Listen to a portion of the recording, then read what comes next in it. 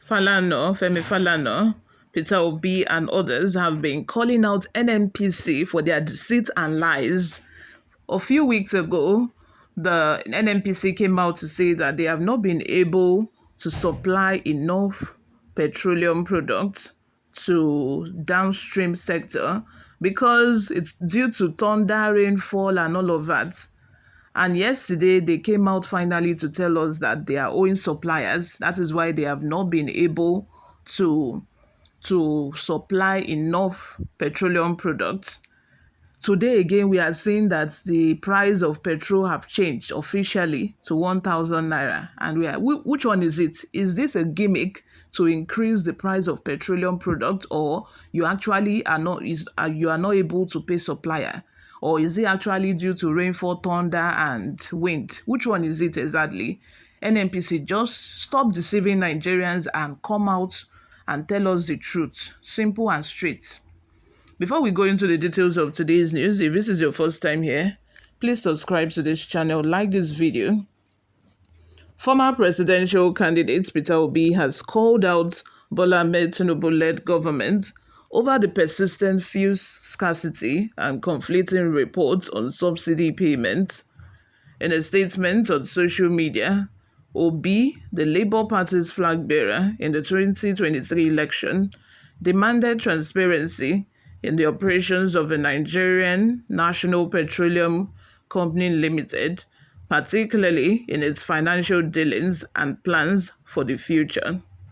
He expressed shock that the Nnpcl, which declared a 3 trillion profit in 2023, is now claiming financial constraints in supplying fuel, leading to widespread scarcity and hardship.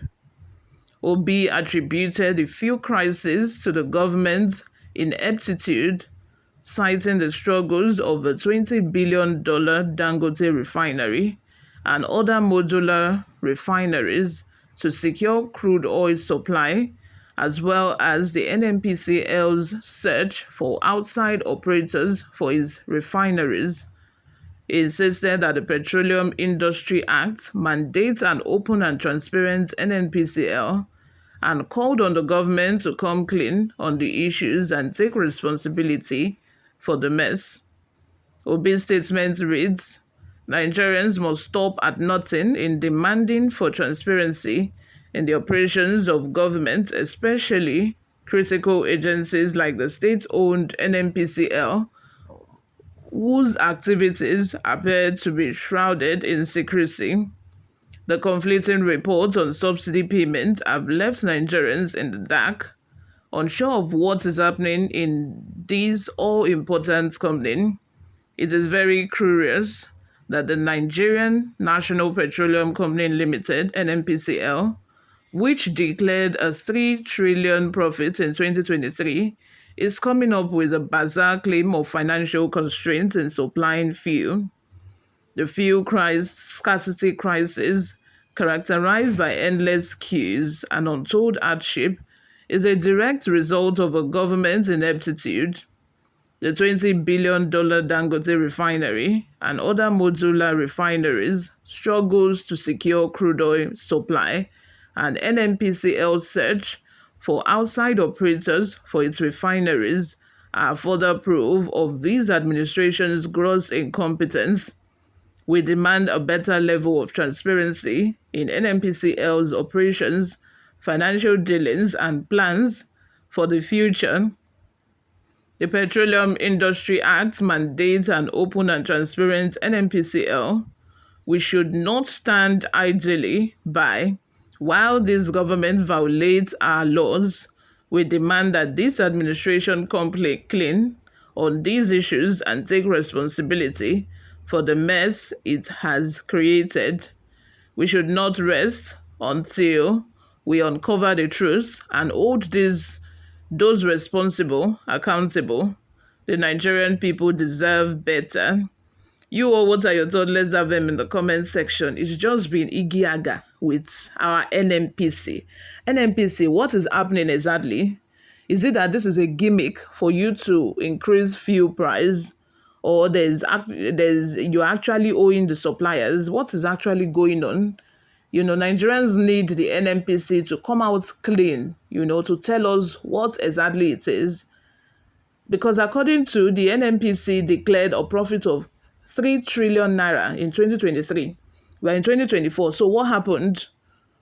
What happened from you declare? How do you go from declaring a profit of $3 trillion to you cannot pay suppliers? How do we get here? Is that just a gimmick for you to increase the pump price? What exactly is going on? We need NNPC to come clean. Exactly what Peter Obi said.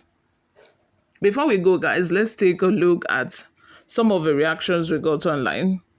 Great Man says, it's a patriotic call made out of clean art for the benefit of Nigerians, quite different from those that harbor political grudges. Another person says, anyone who criticizes this write-up is thunderstorms that will fire you. Many people are fools by their comments. With abundance of crude oil, Nigerians are suffering. It's quite unfortunate, very unfortunate too. With abundance of crude oil, it is unheard of.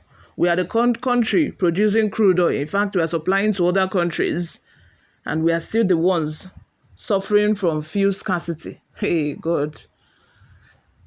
Akman says, it is those tribalistic bigots and political slaves with their selfishness.